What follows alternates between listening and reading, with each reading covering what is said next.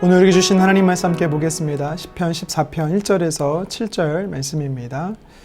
어리석은 자는 그의 마음에 이르기를 하나님이 없다 하는도다. 그들은 부패하고 그 행실이 가증하니 선을 행하는 자가 없도다.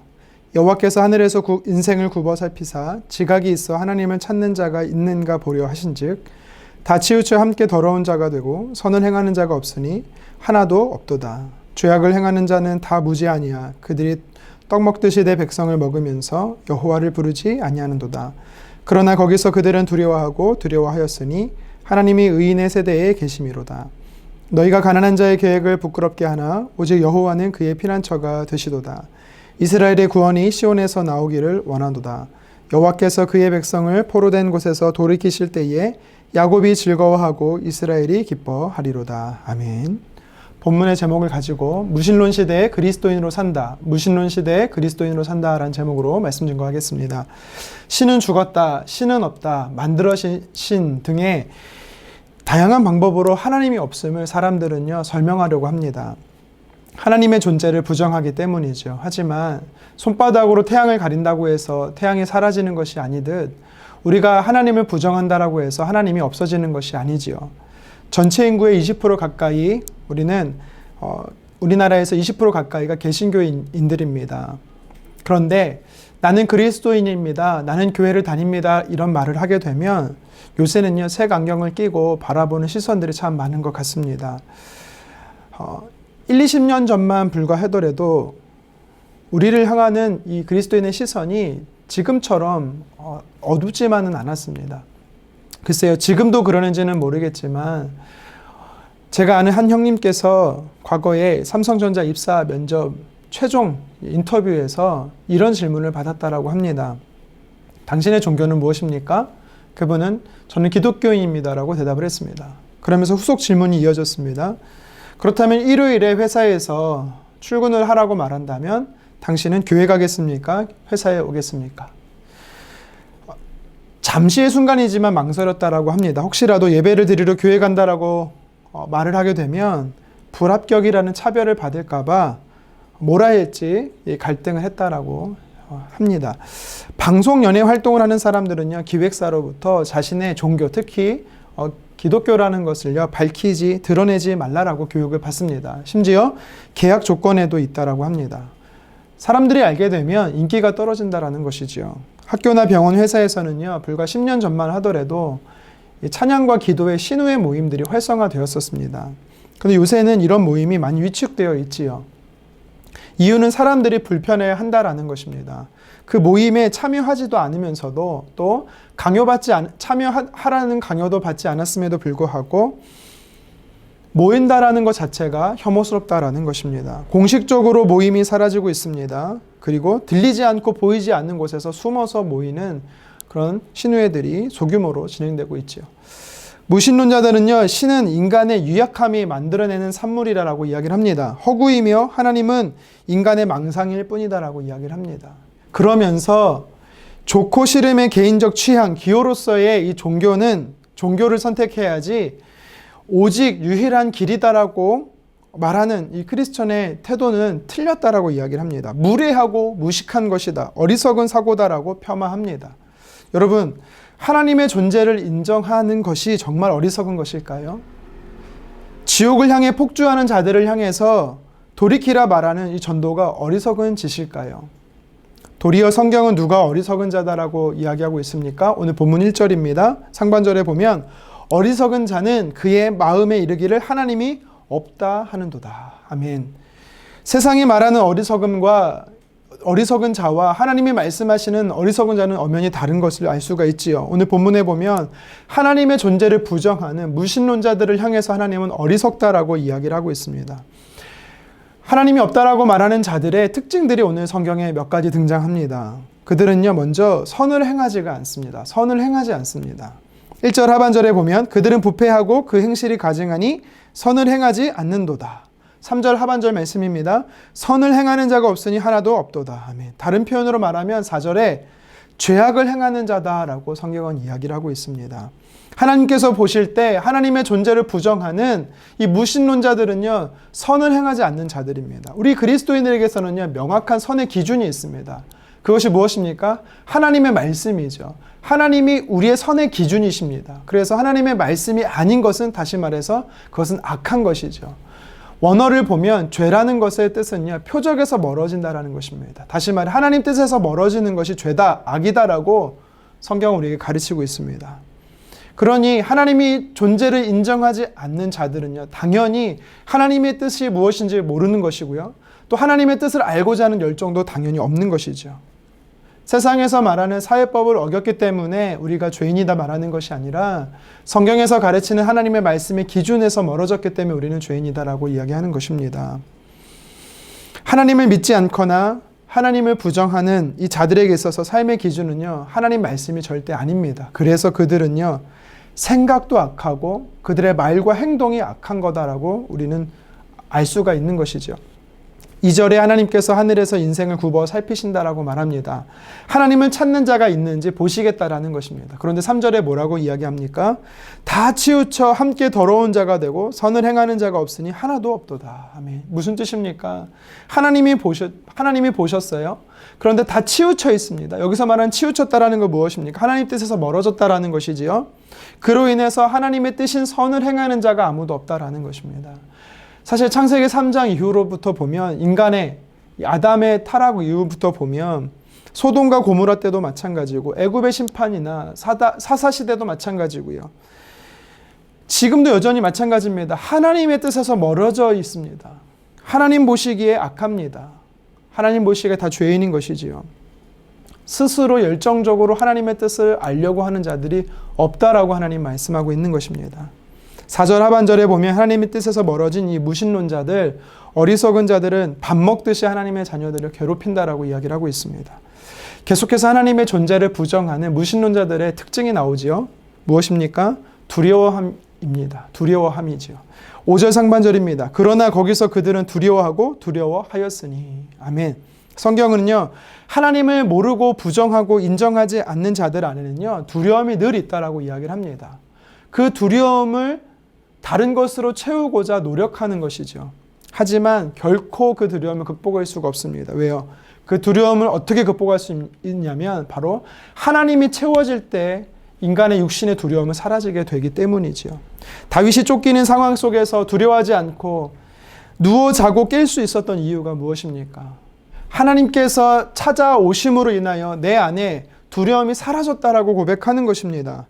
여러분, 두려움의 감정은요, 내가 노력한다고 사라지는 것이 아니라 하나님이 내 안에 채워질 때 그 두려움의 감정이 사라진다라고 성경은 가르쳐주고 있습니다. 본문에 한 가지 더 하나님을 부정하는 무신론자들의 특징이 나오는데요. 그것은 악한 계획을 세운다라는 것이지요. 계획이 악하다라는 것은요, 6절 상반절에 보니까 너희가 가난한 자의 계획을 부끄럽게 하나라고 말합니다. 하나님의 사람들, 여기서 사회적인 약자뿐만 아니라 하나님의 사람들 중에 이 악인들로 인하여서 환난과 핍박을 당하는 이 고통 중에 있는 자들이 이들의 계획들을요, 방해하고 계속해서 공격한다라는 것입니다. 아주 나쁜 습관인 거죠. 왜 세상 사람들이, 하나님을 믿지 않는 자들이 왜 예수 그리스도를 구주로 영접한 우리 크리스천들을 괴롭히는지를 우리는요, 알 수가 있는 것입니다. 그들은요, 본능적으로, 하나님을 부정하는 자들은 본능적으로 그리스도인들을 핍박하게 되어 있습니다. 미워하는가? 그들의 중심에 하나님이 없기 때문입니다. 다윗이 살았던 3000년 전이나 예수님 시대나 우리가 사는 지금 이 시대도 마찬가지인 거지요. 하나님을 부정하는 자들은요, 하나님을 믿는 사람들의 계획을요, 계속해서 우리를 넘어뜨리려고요, 계속해서 공격하는 것입니다. 이런 악한 기질을 이 무신론자들에게 있다라고 성경은 가르치고 있습니다. 자, 이렇게 우리가 살아가는 이 시대는요, 내면의 두려움을 가지고 선을 행하지도 않고 악한 계획을 가지고 살아가는, 일삼는 이 무신론자들이 참으로 많다라고 말합니다. 악한 영에 사로잡혀 살아가는 사람들이 많다라는 것이지요. 그로 인해서 그리스도인들이 우리가 당하는 고통이, 탄식이 그칠 날이 없는 것입니다. 하지만 하나님은요, 이 세대를 향해서 하나님을 부정하고 무신론자들이 많은 이 관영한 이 시대에 그리스도인들을 향하여서요, 절망하지 말라라고 이야기를 합니다. 왜요? 5절 하반절을 보십시오. 하나님이 의인의 세대에 계심이로다. 아멘. 6절 하반절입니다. 오직 여호와는 그의 피난처가 되신다. 아멘. 살아 역사하시는 하나님이 그의 자녀들이 함께 계심으로 인하여서요, 하나님께서 우리의 피난처가 되심으로 인하여서 우리에게 소망이 있다라는 것을 주님이 오늘 말씀을 통해 우리에게 도전하고 있기 때문이지요.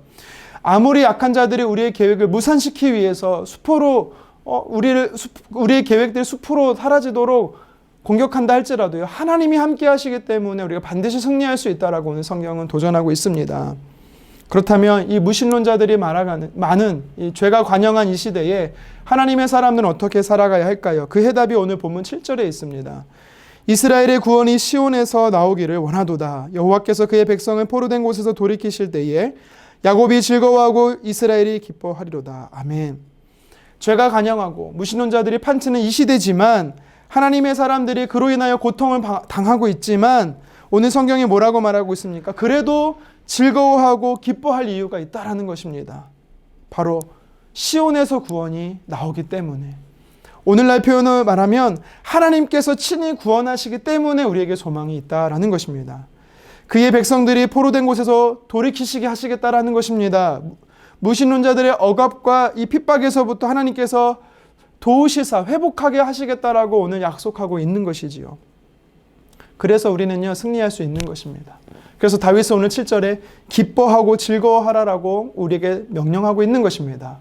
그런데 오늘 말씀을 원어로 잘 살펴보면 여기서 다윗은요, 기뻐하고 즐거워하라라는 이 명령이 그 순간만 기뻐하고 즐거워하라고 말하는 것이 아닙니다. 무슨 뜻이냐면 계속해서 기뻐하고 즐거워할 수 있다라는 것입니다. 미완료적 용법을 사용하고 있습니다. 한 번만 하나님께서 구원하실 것이 아니라 계속해서 원수의 공격에서 우리를 공격하는 무신론자들의 이 핍박 속에서부터 그때마다 하나님은요, 구원해 주실 것이기 때문에 우리는 그때도 지금도 앞으로도 계속해서 기뻐하고 즐거워할 수 있다라고 선포하고 있는 것입니다.